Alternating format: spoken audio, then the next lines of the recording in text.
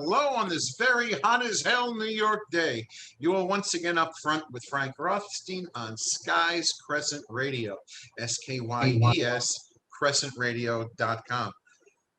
Sitting with me as always, today in a Mount Everest t-shirt, sitting next to what looks like two guitars, unless that's just a background shot. I'm sitting next to Jade Zabrick, I think. Hello, Jade. We're sitting here this week just playing with new buttons on the system, seeing what we can do. Maybe it'll rain and cool off the world from inside of her website. We can affect the weather. It's been a busy week, as always. I mean, there's always something going on between the heat and all that. Just telling Jade the difference where she grew up in Texas as to how I grew up in Brooklyn, when it's like 312 degrees outside, whereas, it's not the same as in Texas, where you put on a hat and you get the dry breeze and you drink out of it. You ride a horse and life is easy. I came from Brooklyn. What do? We open up a fire hydrant. You get that little cap and wrench from the fire department, and that's after they regulate it. Otherwise, you just open up the fire hydrant, take off the cap, open up the fire hydrant, and everyone gets nice and wet. All the kids and all the other guys get to wash their cars in it, because it was fun, it was cooling, it was enjoyable. And that's what you did if you were in the city. You pop open a fire hydrant and create rainbows and get wet. But first you have to wait for the brown water of rust to come out of the fire hydrant, because that's what's going to come. Even though you can drink the water eventually, you have to sort of wait, because it gets pretty nasty in the pipes. That's why no matter where you live, every now and again you see the fire department coming to test the water system and all the fire plugs. That way they can make sure everything's working just in case. If you ever watch them open it up, it's brown. It's nasty. So I usually waited 5 minutes like everybody else. Then we just jumped right in and drank it, which may affect a lot of why I am the way I am now. It has been a busy week. Let's go. Let's start with something that happened, which I don't know how many people are keeping up. Well, actually, let's shift gears for a second. Let's just address Florida, that condo that came down. Everyone knows it's in all the news. So I'm not going to go into the death tolls and the people who were in there and all who were trapped, if they're alive or not. I'm watching the news, and I've seen reports. Well, engineers were concerned for years. Tenants were concerned. There was cracks in the cement. Then the tenants were lied to. Then half the building came down. And the story keeps changing. Why does the story keep changing? Well, much like in politics, like in sports, like in a lot of things, people are in a rush to say something without knowing exactly what they're talking about. They just want to be first. They just want to say it. We got to say it, say it, say it. And it's not really the case. I understand that people want answers. People are waiting to find out what happened with their family and friends. They're in there, and as I'm reading, I think they pulled out 10 people so far, and they're still searching for others. And I know people want to know. I mean, they know, but they want to know. But I find it very annoying that when you hear these stories in the news, one day we don't know how this damage went unnoticed, and we know that there were inspections a few years ago. Today it says it would have required $15 million just to bring it up to code, which would have required $15 million just to bring it to code, where there was cracks in the cement and all the other stuff that needed to be done. How were tenants allowed to live in there? It shouldn't even be possible. If someone knows it's that bad, how are tenants? How is the fire department, the city, not taking charge? I mean, these are all reported and filed listings. I mean, this is just the way it is. If they need 15 million in funding just to bring it to code, that means there's already been fines. There are reports. It's filed with the city, with the county. Someone knows about this and they ignored it. And now people are dead. And now, because, well, we have to do something now, they have the sister building, as they called it, the one that went up down the block just when this one went up. They went up at the same time, the sister, or shortly after, the sister building. Well, more than likely it's the same contractor, so they are requesting that everyone leaves that building. But since that building's intact, you get to pack up what you need and leave in a calm and orderly. But I just find it very like with as you were listening to the medical things of the medical reports of COVID, as you listen to war, as you listen to sports, as you listen to a lot of things, the weather reports that keep changing from block to block, that most of the time it's conflicting. Sometimes it's just annoying, like this time. But that's just what I wanted to say about that. What else is going on this week? Well, I went to my trusty Facebook filing cabinet page, which is my personal page, just to see what stories I may or may not want to talk about. Some I won't, some I will. This week, did anyone pay attention to Gwen Berry, excuse me, Beroi, Gwen Berry. Gwen made the Olympic trial. She's now on the Olympic team and stood off the podium facing away when the national anthem was played. Okay. Gwen was upset, excuse me, the quotation is pissed, felt that she was set up because she did not want that played, and she's called herself an activist athlete. Okay, be an activist athlete. However, you are going to represent the United States Olympic team. Hopefully, that's what your goal is. You're hopefully going to make it. You've worked hard. I think by now we all know that when someone gets a medal, Gwen came in third place. She made it in the trials. She came in third. She made it. But we all know by now that the national anthems for everybody who stands on the podium, gold, silver, or bronze, they're national.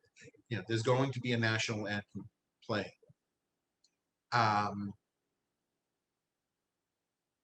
If you sort of should understand that it's about as good as it gets. You sort of should understand that whether it's your national anthem or not, whether you approve of anyone's national anthem or not, it's going to be played. There's no reason to be pissed. There's no reason to be upset at all. Now, for people who don't want to represent any country, because in case you go gold and you don't want to hear any national anthems, then you can go in under the Olympic banner. You can play for the Olympics. This is what it is. You can play under the Olympic banner. You still may hear the United States national anthem, but you can play under the Olympic banner. So if you come in gold, they'll just play the Olympic song, and that'll be the end of it. And whether I agree with a country's politics or not, social scenario or not, I respect the national anthem of a country, national anthem, especially in a competition, if I'm entered. And certainly if I go to a sporting event where there's another anthem being played, I don't sit because it's not mine. I stand up out of respect. Matter of fact, I remember years ago, I went to the New York City Golden Gloves. If you ever pay attention to boxing and you don't know what that is, that's just the amateur competition for boxing. Most states have it. In New York City, and I went with a then friend of mine who's from Argentina. And beginning of the show, the national anthem comes on, as it does at just about every sporting event. And I stood up, and everyone stood up, but he wouldn't stand up. And this annoyed me. I said, "What's the matter? Why don't you get up?" He goes, "It's not mine." I said, "So what?" I'd stand up if it was the Argentine national anthem. Because it's not mine. I'm not standing up. I said, "Excuse me. Did you come here from Argentina? Did your family own a building? Was the building not left to you and your brothers? Do you not make a good living here? Do you have any problem with the way I went through a whole list. So he goes, "No, not at all." I said, "Well, then I actually took him by the collar. Get up." And I got him up. because you are sitting here. And that's just the way I saw it. So I don't really care where someone comes from, but anthems are going to be played. You're not being set up because you're hearing it. It's just, oh, let me get rid of that. I don't know if you can hear that or not. I don't know if you can hear that or not, but I'm not sure how the system is working today. But every time I put on a video of something, it automatically plays volume. So if I interrupted and you don't know why, I'm sorry. Back to the Olympics. Transgender hurdler ruled ineligible for the Olympic trials because of the testosterone rule, which is pretty much that your testosterone levels must be under a certain level for a year. And that is the level of 5 nanomoles per liter. So pretty much you have to wipe out almost all your testosterone because you're a guy competing against the women. And again, this is not a matter of how you feel, your feelings. This is not a matter of me telling anyone. And I've heard this, what I'm saying, I have heard other people say, I hate to even use that, you hit it on the note, other people, because I don't want to have to name. But it's not, I'll just stick with me. You are a male. You've got to a certain age, and now you want to compete against women after learning your life as a male.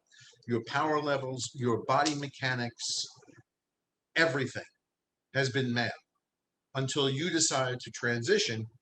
And I'm not quite sure what age Cece Telfer did it, but looks male to me. I'm looking at that muscle tone. I'm looking, let's see. Says she could, yeah, Telford competed as the men's team at Franklin Pierce University, a Division II school in Rindge, New Hampshire, but then took time off to compete in the women's team in 2019. So in 2017, in college, Telfer's a male. In 2019, Telfer is now looking to be a female and competing in NCAA titles. You see the problem here. This is a problem. This is also, there's going to be a transgender weightlifter who's in her late 30s, I believe. I believe it's late 30s. Weightlifting. I'm looking at a photograph. You can grow your hair. My hair's long. Yeah, I got a ponytail. But it doesn't mean that if I go up against women and I'm well trained to do it, that I'm not. Just because you want to suddenly, I'm identifying and to go to compete against people who have no prayer of beating you. That's not cool. At least not in my book. If I'm wrong, someone tell me about it. What else is going on in the world? What else is going on in the world here? It's hot. Fortunately, I come with my iced coffee, with my water. I may just drown sitting here.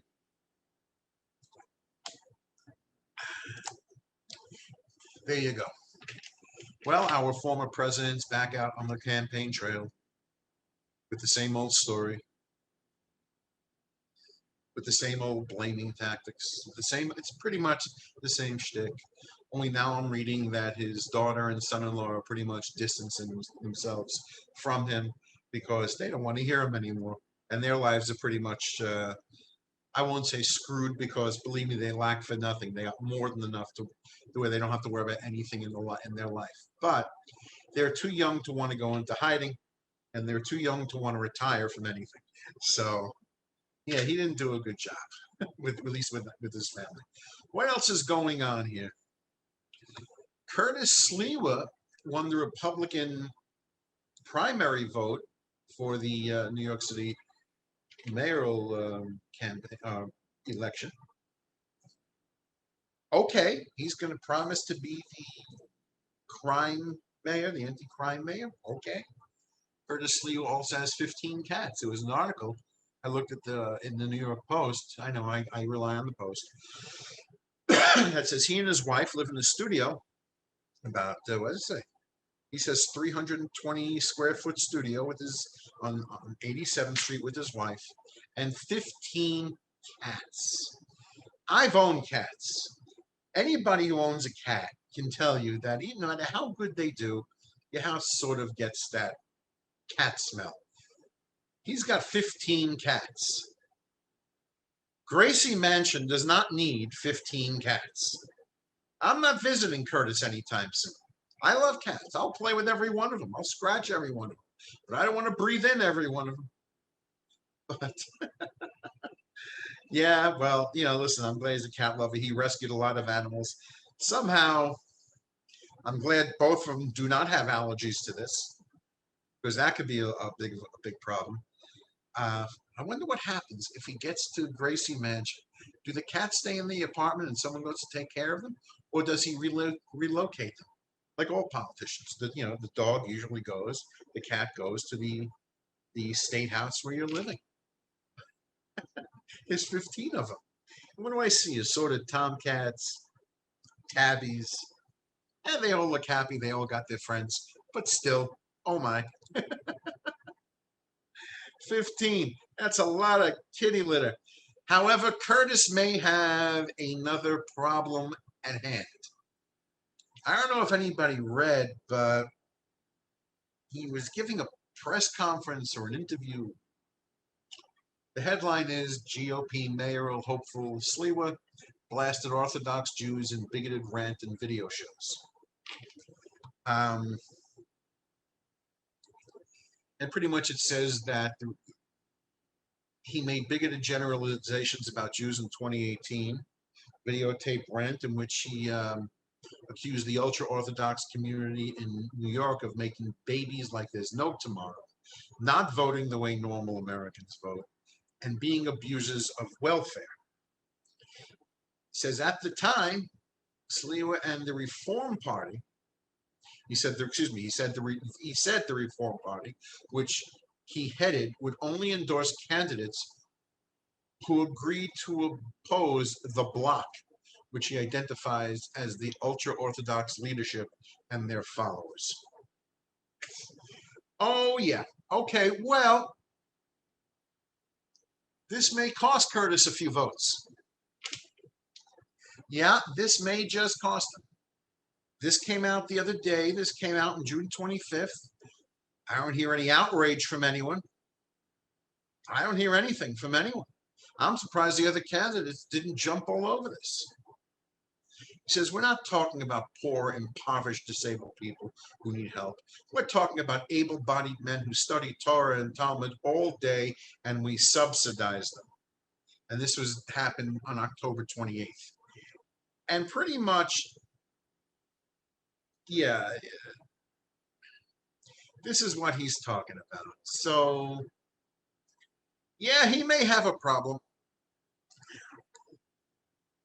At least I'm not voting for him. But that's what Curtis did. That's what he said. He said it. Wouldn't mind seeing a little outrage.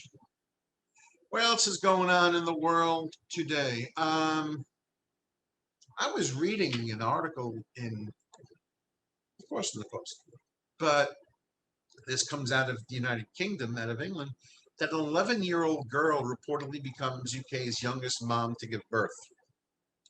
I couldn't believe I read that. An 11-year-old girl has delivered a baby and is believed to be the youngest mom to give birth in the United Kingdom. The child, who was 10 years old when she became pregnant, gave birth earlier this month when she was more than 30 weeks along, and that's according to The Sun, the newspaper, The Sun. This is the youngest mother I've heard of, says Dr. Carol Cooper. The weight affects many hormones because children are heavier. Puberty is happening earlier these days. Pregnancy stunned the girl's family, who were not aware that she was expecting. Well, they're not saying these words, but I want to know who impregnated her. I want to know who went near a 10-year-old girl and did this to her. because unless there's any kind of proof of another immaculate conception, I want to know who went near and touched this 10-year-old kid. And hopefully, I mean, I haven't, there's no follow up on it. I'm hoping the baby's okay. They'll grow up more like sisters than anything else, or friends, because it's, at least maybe she's 11. Holy crap! Yeah, certain things.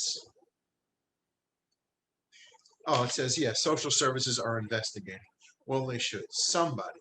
And the parents have to know who it is. I mean, the parents, it's a 10-year-old kid. The parents know who's near their kid and who's not. Parents should give up every guy they know, every neighbor, every family member, every friend, anybody who has done more than deliver the food to the house. They should give up to the police and find out who impregnated this girl, who raped this girl. That's what I want to know. The world is a sick place. The world is a very sick place. That's why when I read some of these stories, you don't see them on the front page, but they're out there. They really are out there. And some of them really need some, not just looking into, someone needs to really jump in and find out.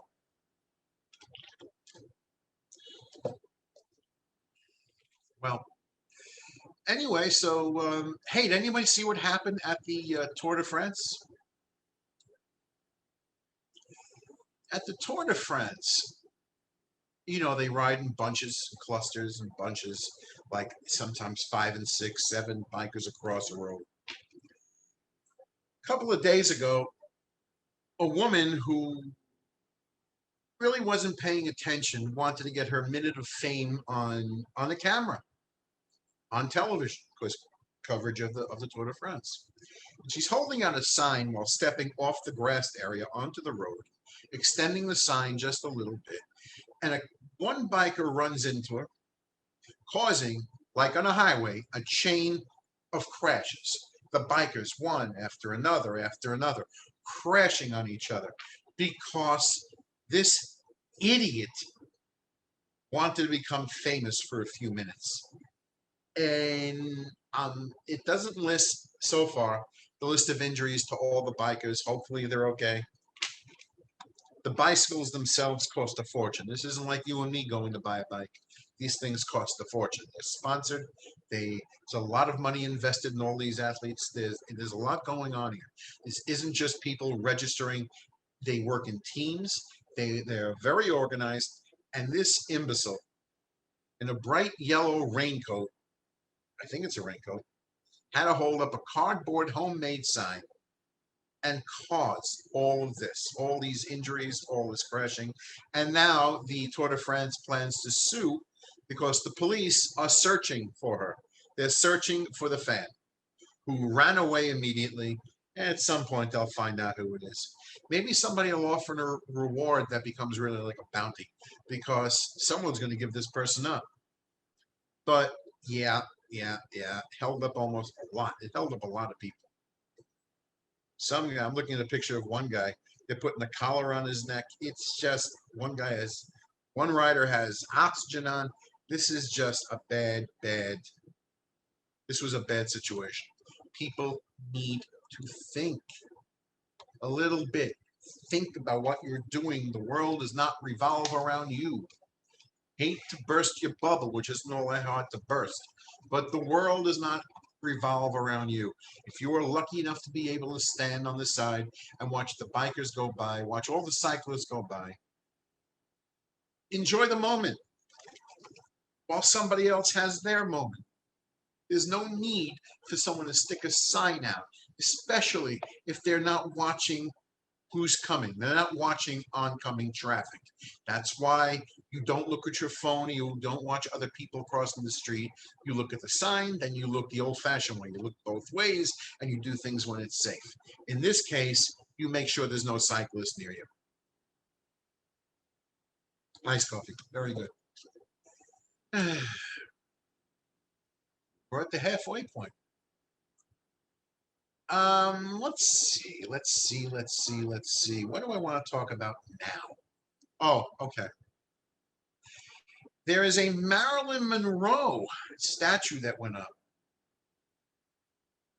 Well, I don't have to tell everyone who Marilyn Monroe is, but I will anyway, just in case, because if you're too young to ever watch the movies or pay attention, Marilyn Monroe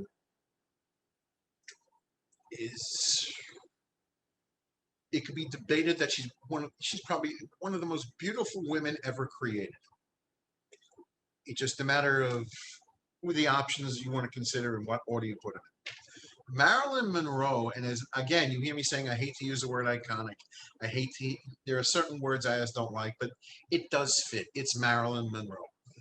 Um, a statue of her was put up in Palm Springs, and it's of the scene from the movie The 7-Year Itch, where she's standing over the subway grate, and her dress flies up. It's probably her most well-known pose. It is not my personal favorite pose of her, but is her, generally speaking, her most well-known pose. And now people are protesting. There are people protesting. Maryland. Yeah, multiple protests and legal action and a small fire have not been enough to stop the city of Palm Springs from installing a supersized, hypersexualized Marilyn Monroe sculpture in public site next to the Palm Springs Art Museum. I hate, again, I keep on bursting bubbles, but I got lots of darts. Marilyn Monroe was art. She really was. She really was. It's hard to describe. There are certain versions of physical beauty that is just hard to describe. So I won't even try. But let's put it this way. Everyone who's ever seen a picture of her probably knows that shot that I'm talking about. Her nude photos were the first cover of Playboy. She was the first Playboy cover. She is still talked about. She is still discussed. She unfortunately, sadly, killed herself in 1962 at the age of 36. But she is still discussed to the point that the poor woman everyone says rest in peace, but she'll never rest in peace. There's always somebody going to bring up her name for something that's not necessary. So here you got people who erected a statue and it's not good enough. And I'm looking at this picture and I'm looking at a few guys who are obviously older than me and they're protesting. Give it a break. Give it a break. There are so many things to protest out there. So many statues that have been taken down, statues that have gone up, a lot of things. Marilyn isn't the problem. She really isn't a problem. And if you took this down today, her status does not change. She's still Marilyn. Matter of fact, there's only a handful of people really who do not need a second name. Elvis doesn't need a second name. Never did. Matter of fact, when describing the Beatles, John, Paul, George, and Ringo, they don't need a second name. Just describe them as the four of them. There are a lot of people. U2, Bono didn't need a second name. Sting doesn't need a second name. And neither does Marilyn. Everyone knows Marilyn. But this is a problem because I guess people are bored. And it's not like to put it up outside of a school. They put it up next to a museum. I don't see the problem with this. I just personally do not see the problem here. And it's not like you're seeing anything. Because even in the movie when this happened, when they shot this scene, you didn't see anything. Take it from a guy who made his living at times showing you nothing while making sure you thought you saw everything. You're seeing nothing in this shot. I've seen this movie. There's nothing to see except her legs, which we have seen countless times in other photographs.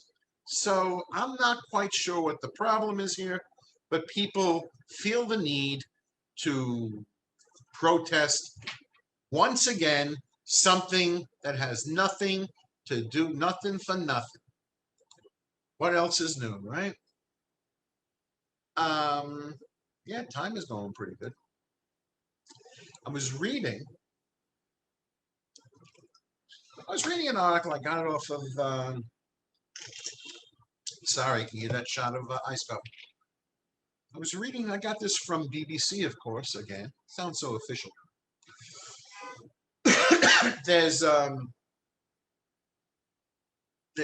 there's a store that put up mannequins in their display for wedding dresses, and take it from a guy who's fat. This is a sign that goes with plus size women. Take it from the guy who's fat. I know what this means. They put a dress on a big mannequin, put it in the window, and people, of course, had a problem with it. Once again, people have a problem with nothing. And it says Debbie Shelley, who owns Somerset Bridal, said she was astounded when people started jeering, pointing, and shouting abuse at a size 32 dummy. You got it? People are shouting at a piece of plastic. We can hear what they're saying as we walk past, and some of it was very cruel. In a bid to stop the heckling, she put a sign up in the window asking people to think before being rude. Well, that won't work. No one's going to do that. But the plus-sized mannequin named Fuchsia was put on display in her own window in a wedding dress shop in Minehead in Somerset in March. I don't see a problem with it. Maybe it's because I'm pretty big myself. And I'm looking at it. It's just a window design. A tastefully done window design. White dress. I don't even know what you call half of this stuff. A train on the back of the dress. The mannequin itself, I think, is red. Next to something else next to it. It's a well done window. It's window design. And people have a problem with it. Well, okay, let's stick with plus size. That's a good commercial name. Let's just go with fat because I'm fat. I could say it. Does that mean fat women cannot get married or should not look good at their own wedding? Is this to imply that a woman who is heavy cannot have a nice looking wedding dress? This dress itself looks to be pretty basic, pleated. It just looks like a nice dress. It's not overly done. It's just actually good for the window. It's perfect. And I'm sitting here thinking about this, and I've actually had this discussion with a few of the clothing companies that I deal with. Now I get catalogs from there's a place called Rochester Big and Tall, and I get them from usual places around the internet. And I like to look at the catalogs. I buy T-shirts out of there or whatever. And normally when I buy it, I get my size, but I get the tall thing. And the reason is not because I am that kind of tall. I am not 6'5", 6'7". That's not me. I'm five. I believe I'm 5'10" and a half before I start shrinking. I was 5'10" and a half when I had this conversation. I'm hoping I still am. And I was explaining to them when I get these catalogs and I look at the cover, it's always well, either I saw John Madden, the NFL announcer, who was a little older, but normally I'm seeing tall athletes like NBA players, football players, or whoever else, who are pretty much well over 6 feet, who are big, and they're wearing a nice suit, and they're tailored just for the photo shoot, and they look really well. Except they don't look like me. They really don't. And I was on the phone with customer service one day, and I explained that to them, and it was with Rochester Big and Tall. And I explained, you want people to spend $1,000 on a jacket, but how can I do that when I don't know what it's going to look like on me? Yeah, this thing is a nice material, has a nice design, but just because it's a nice design on someone that size doesn't mean it's going to be a nice design on someone my size. And there's not even a model of any kind to give me an idea of what I'm going to see. Give me a guess as to what I may look like. So I was talking to customer service about this in a few companies, that there is nothing out there that I see in terms of catalogs that look like me. So even when I get a magazine, once you start buying something somewhere, the information goes out. So I was getting catalogs for all sorts of stuff. But even in clothing, there's uh, king size, uh, living XL, whatever they call themselves. But there's never anyone that looks like me. Now, I don't need anyone to model a belt for me. I know my size for a belt. Socks, who cares? But when you're looking to buy anything that you're going to wear as a jacket, a shirt, a sweater, you sort of want to see somebody who looks a little bit like you. Uh, Something similar in a general way. At least you have a guess of what you want to do. So I'm glad this woman put up a big mannequin in her window. Let somebody else look. Not everybody is perfect. That doesn't happen. That rarely happens. Where you get this, everyone has like a bionic body or a perfect model's body, or listen, it's just a rarity. When you look at the amount of people that buy wedding dresses or dinner jackets, it's a rarity when you see someone who looks just perfect. It's tailored for a reason. And this dress, whoever buys it, will probably try it on a little big, and it will be tailored down to her needs. And then there'll be a million other fittings, because you know how it goes. Brides got to have it fit like every now and again, because they're all trying to lose weight or make sure the measurements are the same or whatever they're trying to do. And by wedding day, they have a dress that fits them as perfectly as possible. And I do not see the problem with having a big mannequin in the window. I really don't. And I would not have a problem seeing a dwarf, a little bit, whatever. I would not mind seeing in the window anyone who does not look in the average way. Let's put it that way. It just put anyone you want in that window. So anyway, that's how I think about it. Now, why the mannequin is red, I don't know. But okay, the mannequin is red. If you would like to discuss anything that I'm talking about, feel free to write to me at upfrontfrank@gmail.com. Talking so much, I need a drink of water. Upfrontfrank@gmail.com. You could leave a comment for me on my Upfront with Frank Rothstein page on Facebook. Of course, if you'd like to try this on your own, write to us at skiescrescentradio@gmail.com, SKYES Crescent Radio, gmail.com. And, you could do this too. Believe me, if I could do this, I mean, it's a cliche to say it, if I could do it, anyone can do it. So, we all want the station to get better. We want more hosts. We want more this. There's a lot of hours in the 24-hour clock. So we have an hour for you. We have a half hour for you. And hopefully, if we fill up the entire clock with all new content and all new hosts, I want to be the worst one on the show. That means everyone's better than me, and the station is thriving. That's what we want. That's what we want here. Thrive. Oh my, oh my, oh my. By the way, Mel Brooks is turning 95. You know who Mel Brooks is? Mel Brooks basically he's the director of Blazing Saddles and Young Frankenstein and the producers and so many other things. And he's been around since television was created. And he is a comedian who has done stand-up.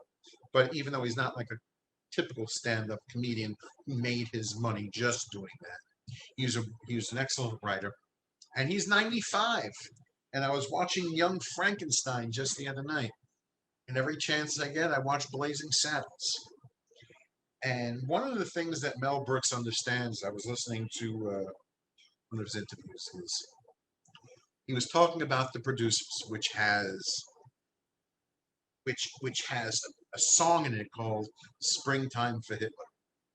When it first came out, it was not well received because you're laughing at Nazi Germany. You're laughing at this. He knew that the way to truly defeat something like this was to laugh at him. And while it wasn't initially received well, by the time the movie came out, the reviews was flying. They were skyrocketing reviews till this day, and it's been redone on Broadway quite a few times. Most most notably with Nathan Lane and Matthew Broderick. Um, if you've never seen Blazing Saddles, because there's something in there to offend everybody, I suggest you see it. It's not something to offend you. It is for everyone to laugh. He is getting everybody. He is making fun of everything that is wrong in life. He is having a field day with it.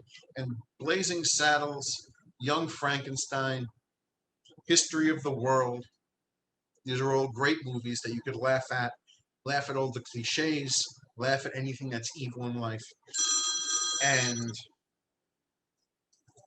and that's what he's doing. So, you know, and that's why it's his 95th birthday.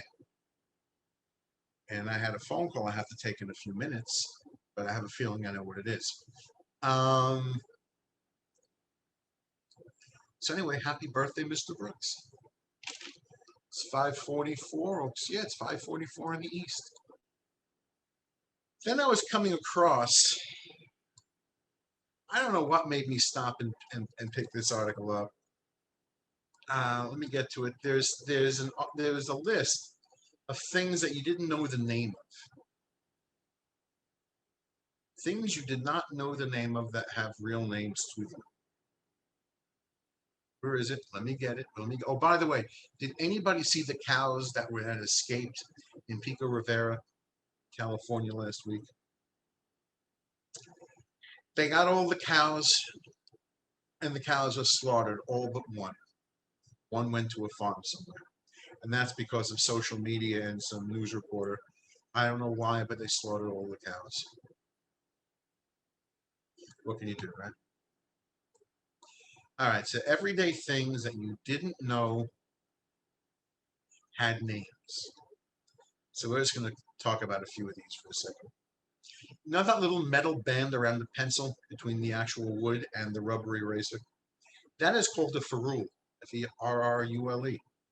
It's called a ferrule. It's a metal sleeve. You've seen it. We've probably all chewed on it as kids. That's what it's called. You know when you eat a Hershey's Candy Kiss, that little piece of paper that pops out, you got to pull so you can open the tin foil. That is called a Niggly Wiggly. Niggly, Niggly Wiggly. I'm not quite sure how they got that name, but it's been there for a long time. You know that sleeve over that cup of coffee, which I personally find annoying and I return every time? That is called a Zarf, Z-A-R-F, Zarf. And this is so you should not burn your hand, even though it should work. You shouldn't burn your hand without it. But anyway, it's called a Zarf. I like this. This is good. Let's see.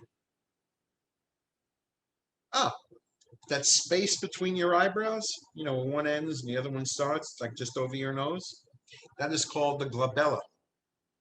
The space between your eyebrows is called a glabella. Vertical lines usually appear. You've seen them. And listen, I'm learning stuff. I'm learning stuff. What is this here? What is that? Oh, you know when you get that curvy squirt of toothpaste onto your toothbrush? You do it, you get a little. That's called a nurdle. Nurdle. This is not interesting stuff, but I sort of like it. It's a nurdle. Oh man, this is pretty good. A Google ganger. What is that? A Google ganger is when you type your name into Google to do a search. If someone else shows up with your similar information as you, they are called your Google ganger, which is similar to doppelganger. Well, that's not my favorite. No, it's not. What's a Kummerspeck? Kummerspec is a German word that describes someone who gained extra weight due to emotional overeating. It literally means grief bacon in Germany. That must be me. So I'm suffering from a lot of emotions. Where are the fries?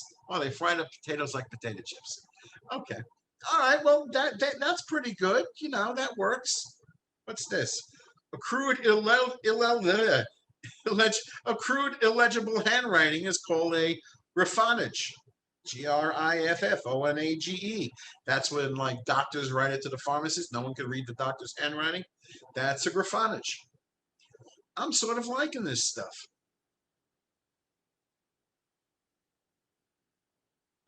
Someone who is a compulsive book thief or hoarder is called a biblioclept, which is from two Greek roots, biblio, book, and klept, thief, like a kleptomaniac. Biblio book or biblio, yeah, klept. Okay, we know what it is. Okay, so now we know what this is. Even that hook part of the hammer, you know, the back of the hammer with that little where you pry stuff out, that is called a peen, P-E-E-N. I didn't know all this stuff. I just knew it as the back of the hammer. Matter of fact, I never discussed it. If I had to use something, I just turned the damn thing around. So that's that story. So we had a lot to talk about this week. It's almost 5:50. Ringo Starr on July 7th is turning 81. It's hard to believe, but then again, the Beatles were a long time ago, so it's not that hard to believe. But we will be wishing Ringo a happy birthday when the time comes. Stick around for the next few weeks because I believe it's July 19th. I am doing show number 250. And that means I am doing this for 5 years. Because really, well, between the two stations I've been on, it would be 5 years on the air. This show, as it stands, is show number 250, which would be the beginning of August for me. And then again, let me see if I got this right, because I'm trying to think of my timeline. We transferred, Jade, we transferred everything from the other place to here in the beginning of August, if I'm correct. Yeah, last August. So that means, yeah, my timeline's right. I will be on the air 5 years on the first Monday of August that I appear on. Actually, it's the first Monday of August. Yeah, for me, it's the one I appear on. But show 250 comes up on July 19th. And how does that happen? Well, and not the same day, because there are 52 weeks in a year. The calendar dates, rotate around every. If you look at your birthday on the calendar for the next 5 years, it's always appearing one day later. There was probably a leap year in there somewhere. So that's how it happened. So I used two different anniversaries, which means you can all send me two sets of gifts. And that's what I think is going to be happening. And watch out for the Mets. They're playing well. They're having a hard time at times, but my favorite team is playing well. Yankees, well, not so much, but I'm not a Yankee fan. Like a lot of people in New York, I stopped being a Yankee fan way back in the 1970s when the then catcher Thurman Munson died in a plane crash. He was a good player. He really was good. Like a lot of us, we just sort of, I don't know, just things changed. Things changed in the Bronx. And that's pretty much what's going on. Jay, do you have any new update show dates coming up? Anything you want to mention? When's Arlene's Grocery? When you got what's going on? Arlen's Groceries on August 1st. Every first Sunday of the month starting August. Cool. That's good. That's a residency. There you go. Yeah. There you go. So Jade's going to be busy. She'll be playing her guitar. I promise you guys, she will be restringing for every show. You will get the full boing for every show there is. We want you to have nothing but the best. She'll bring out her friends. All the train walkers will be there standing still on stage. No one will be, they'll be walking in, walking out, or while they're working, no one is walking. Um, but the subways are back. They will be in the trains once they get their train legs back. So they'll be on the trains riding around, probably just for the standing sake of it all, just to get those legs back. Because much like sea legs, you get train legs. That means your balance becomes perfect, when the train starts rocking and stopping short and whatever. And you no longer have to grab the strap, but there's no longer strap, the pole. As a kid, it was a strap. It was like a metal strap. That's where the term strap hanger comes from. You're holding on to something, but they no longer have to grab the pole in the middle, the one on top. They got their train legs. So much like sea legs. And just in case Jade gets like motion sickness, we will be giving her her emergency Dramamine in case the trains are that hectic that day. Other than that, everything is going good. It is now just about showtime. I always have something to talk about. So far, I got statues, fat mannequins. Yeah, fat mannequins. Let me go away. One quick check in my Facebook filing cabinet, just in case, because we don't want you missing a thing. We have disgruntled Olympians. We have a statue that's hated. We have, oh, by the way, the World Health Organization is now recommending masks for even vaccinated people because of the Delta variant of COVID. Even though just yesterday I was looking at a report that said the current vaccine is good against the Delta variant. I think there was a post about the uh, AstraZeneca shot. Um, I am not listening. I am no longer listening to the news. Reason is, until all of them can say the same thing, I don't want to know about it. And I should have listened to myself all along because I remember way back when I saw it on CNN, they said that McDonald's was healthier for you than Chinese food. Can't see that, but okay. I mean, I always joke around that it's cow lips on the bun, but evidently this was a CNN report. Then a couple of years ago, I was reading that McDonald's, excuse me, that yeah, McDonald's became healthier for you than Chinese food. So Chinese food was first healthier than McDonald's. Now McDonald's is healthier than Chinese food.